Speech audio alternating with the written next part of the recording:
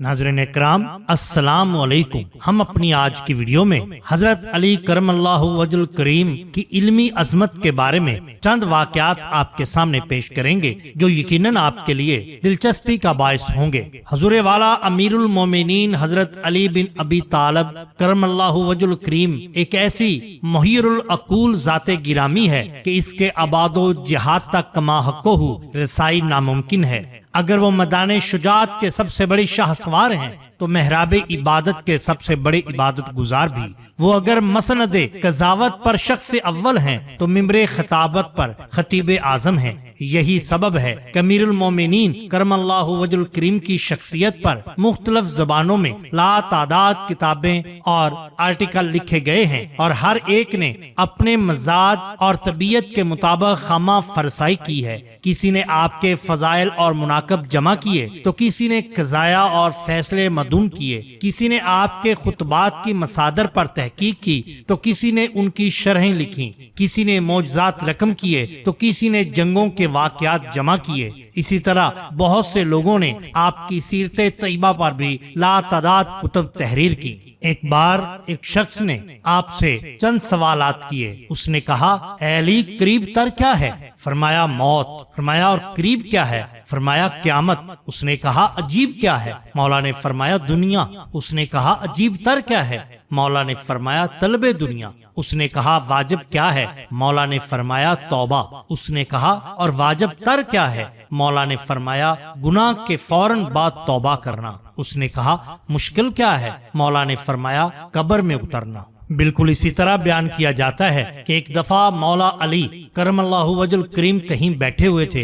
एक सहाबी हजूर मौला के पास आया और अर्ज करने लगा, मौला, मैंने सुना है आपकी जो तलवार है जुल्फकार ये पहाड़ को भी चीर देती है, क्या ये बात सही है? मौला ने फरमाया हाँ, तुमने सही सुना। उसने कहा मौला, आप अपनी तलवार मुझे देंगे? मैं आजमा कर देखना चाहता हूँ। मौला ने उसे अपनी तलवार दे दी। उस शख्स ने जोर से दीवार पर जुल्फकार को मारा लेकिन दीवार को कुछ ना हुआ। फौरन आपके पास आया और कहने लगा, मौला, आप तो कह रहे थे कि पहाड़ तोड़ देती है ये जुल्फकार, लेकिन ये दीवार तो नहीं टूटी। मौला ने मुस्कुराते हुए फरमाया, मैंने तुम्हें अपनी तलवार दी है, अपना हाथ नहीं। जुल्फकार तब ही जुल्फकार है जब अली के हाथ में हो, वरना ये सिर्फ लोहे का एक टुकड़ा है और कुछ नहीं। बिल्कुल इसी तरह का एक और वाक़या है कि एक बज़म के अंदर मौला अली करमल्लाहु वजहुल करीम से सवाल हुआ कि हुजूर कौन से जानवर बच्चे देते हैं और कौन से जानवर अंडे देते हैं? मौला मुश्किल कुशा ने जवाब दिया कि जिनके कान अंदर हैं वो अंडे देते हैं और जिनके कान बाहर हैं वो बच्चे देते हैं।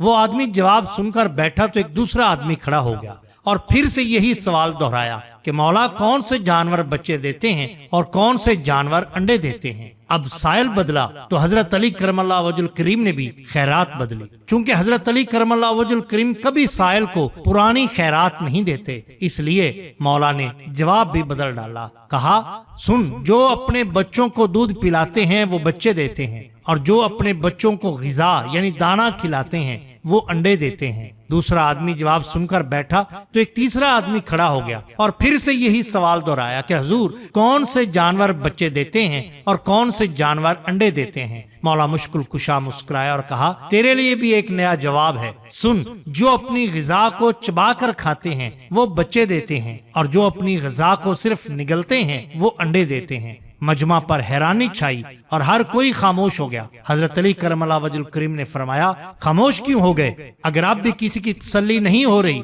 तो सवाल करो। मैं अबू तालिब का बेटा अली तुम्हें क़यामत तक दावत देता हूँ कि तुम्हें यही सवाल दोहराते रहो तो मैं हर दफा नया जवाब देता रहूंगा। सुभान अल्लाह।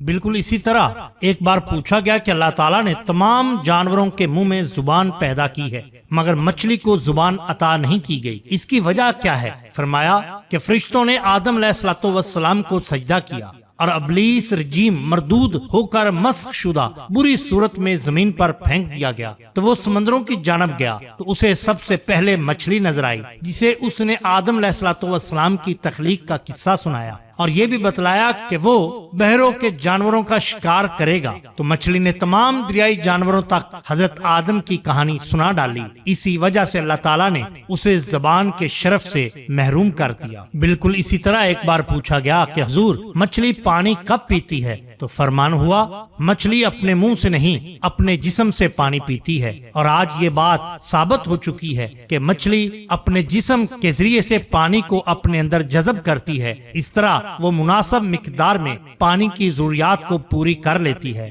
ناظرین اکرام، یہ شان ہے مولا مشکل کشا کی۔ آپ کو ہماری یہ ویڈیو پسند آئی ہو تو لائک کیجئے، سبسکرائب کیجئے ہمارے چینل کو، تاکہ ہم آپ کے لیے اور بھی بہترین ویڈیوز لا سکیں۔ آپ کا بہت شکریہ۔ اللہ حافظ۔